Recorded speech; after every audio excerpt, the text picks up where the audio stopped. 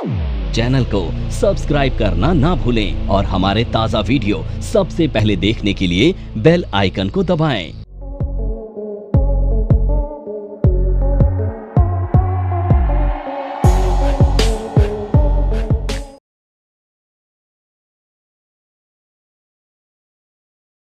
तो इस पैटर्न का नाम है 3 वाइट सोल्जर्स। देखो आज से ना 20 साल पहले कैंडल का कलर वाइट और ग्रीन नहीं होता था, कैसा होता था? Black and white. तो इसीलिए 3 वाइट सोल्जर, ये वाइट कहाँ से आया? कैंडल के कलर से आया, ठीक है। तो 3 वाइट सोल्जर्स एक बुलिश पैटर्न होता है और इसकी पहचान क्या होती है ना, ये बॉटम पर और मिडल में कहीं भी मिल सकता है।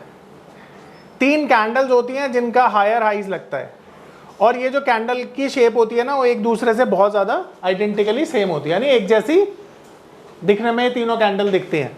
और पहचान ये है कि तीनों की जो साइज है वो सेम है और हायर हाइज क्लोजिंग ज़रूरी है।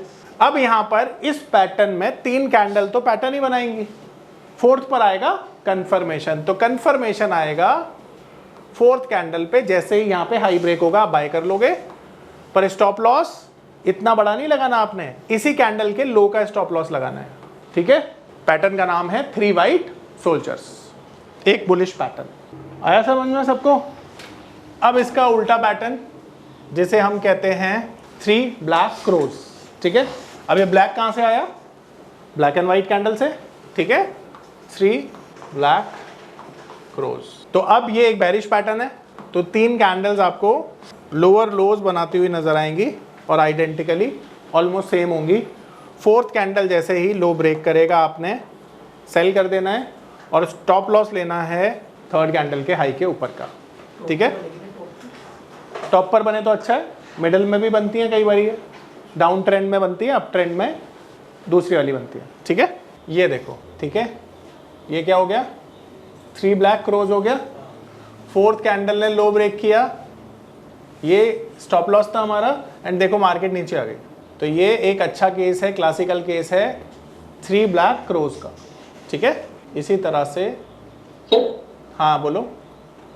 4th कैंडल सेम होनी चाहिए, 4th कैंडल भी सेम होती है ना, क्या आपने सेकंड वाले में दिख नहीं है? 4th कैंडल सेम होनी चाहिए।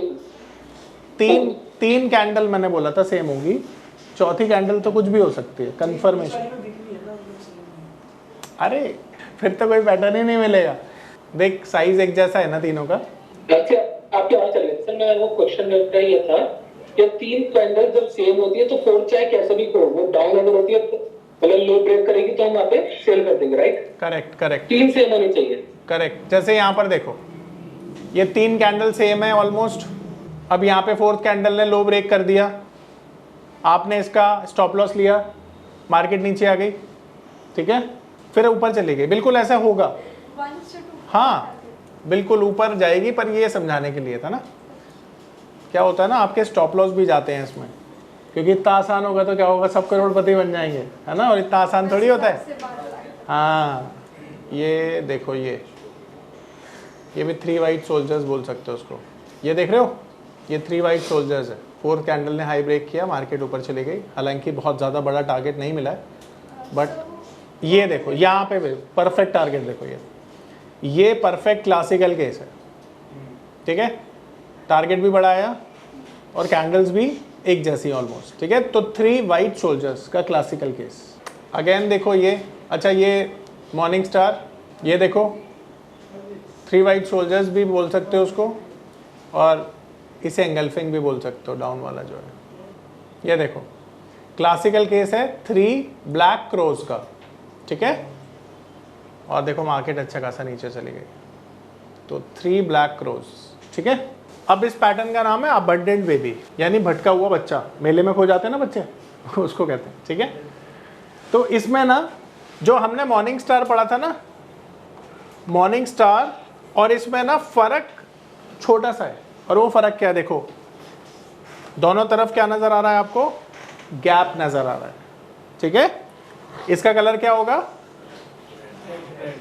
रेड, और इसका, और ये यहाँ पर गैप नजर आ रहा है आपको। तो ये पैटर्न मॉर्निंग स्टार की तरह ही होता है, बट दोनों तरफ गैप होता है। अंतर सिर्फ ये है, अब ऐसा कब होगा कि मार्केट गैप डाउन खुले और गैप अप खुले, देखो ऐसे समझो, मार्केट में एक दिन बैड न्यूज आई, ठीक है, मार्केट गैप डाउन हो गया, डोजी बना, इंडिसीजन कैंडल मिली, अगले दिन ना वो रोल बैक हो गई बैड न्यूज जो भी आई थी, मार्केट गैप अप हो गया, तो दोनों तरफ गैप अप हो गया, गैप डाउन गैप अप, ठीक है, दोनों तरफ गैप है, तो ये पहचान होती है इसकी। फोर्थ कैंडल पे कंफर्मेशन आती है, देन आप बाय करोगे, पर इसका स्टॉप लॉस देखो थोड़ा सा बड़ा हो जाएगा, पर टारगेट भी अच्छा खासा मिल जाता है इसमें, ठीक है।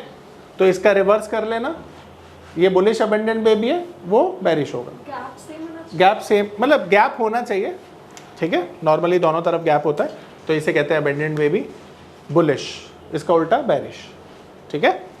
ये नहीं कहीं भी मिलेगा वैसे, तो ये देखो यहाँ मिला, ये देखो दोनों तरफ गैप है ना, फोर्थ कैंडल ने जैसे हाई ब्रेक किया मार्केट ऊपर चला गया, ठीक है। 50% कवर होनी चाहिए इससे। हाँ मतलब तुम मॉर्निंग स्टार की तरह ही मान लेना, ठीक है, बस वो gap है। दोनों तरफ गैप होना चाहिए, बस अंतर ही है, ठीक है। तो हमारी कैंडल्स खत्म हो गई सारी की सारी, ठीक है, इतनी कैंडल थी, इनको प्रैक्टिस करना बस अच्छे से।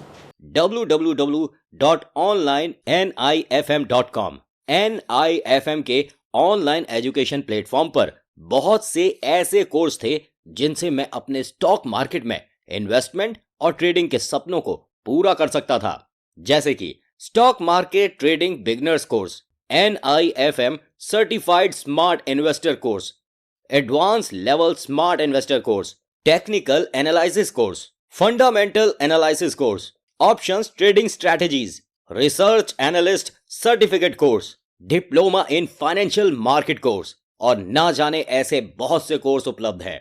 फिर मैंने www.onlinenifm.com की साइट पर जाकर NIFM का NIFM certified smart investor course को ऑनलाइन परचेज किया, जिसको सीखने के बाद मैंने जाना कि शेयर मार्केट से पैसा कमाना कितना आसान है। बस आपको एक सही प्लेटफॉर्म की जरूरत है, जो है www.onlinenifm.com। NIFM के ऑनलाइन प्लेटफॉर्म की वजह से मैंने लॉकडाउन के दौरान शेयर मार्केट से अच्छी इनकम भी जनरेट की। थैंक्स NIFM, जिसकी वजह से आज मैं एक होटल मैनेजर से प्रोफेशनल ट्रेडर बन पाया। कॉल 8588868475 और विजिट www.onlinenifm.com।